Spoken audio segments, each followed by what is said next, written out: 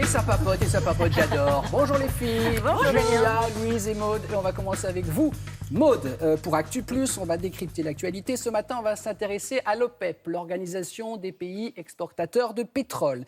Et en fait, on le sait, c'est cette organisation qui fait la pluie et le beau temps, évidemment, sur les quantités de pétrole disponibles. Donc, par conséquent, sur le prix du carburant à la pompe.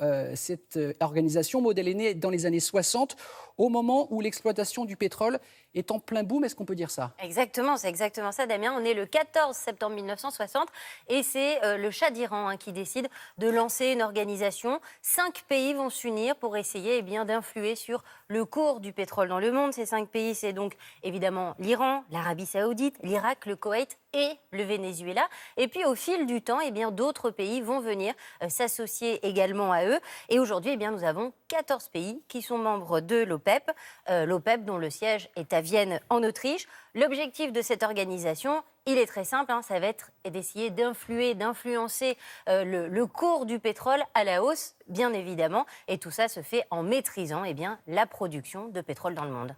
Donc cette influence, évidemment, on va en être les témoins en 1973, année du premier choc pétrolier. Exactement. Alors pour bien comprendre, il faut remonter un tout petit peu en arrière. En 1971, les États-Unis dépassent leur pic de production de pétrole et donc ils sont obligés de se fournir ailleurs, notamment en Arabie Saoudite, parce qu'il y a un risque de pénurie de pétrole aux États-Unis.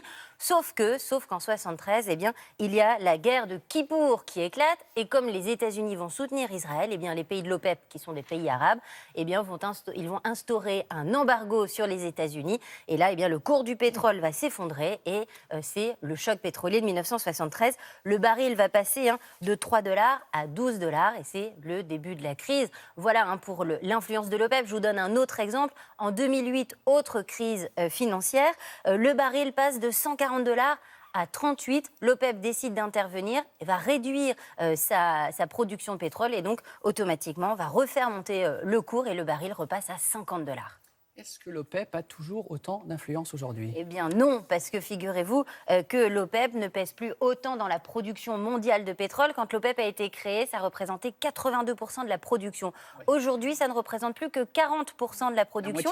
La moitié. Et pourquoi ? Eh bien parce qu'il y a d'autres pays producteurs aujourd'hui. Je pense notamment aux États-Unis et à la Russie. Ces pays ne font pas partie de l'OPEP et donc peuvent également, indépendamment, influer sur le cours du pétrole dans le monde. Et donc, l'OPEP perd tout doucement son influence. Mais c'était très clair. Tant mieux. On a tout compris. Parfait. Merci. Interro écrite beaucoup. après l'émission.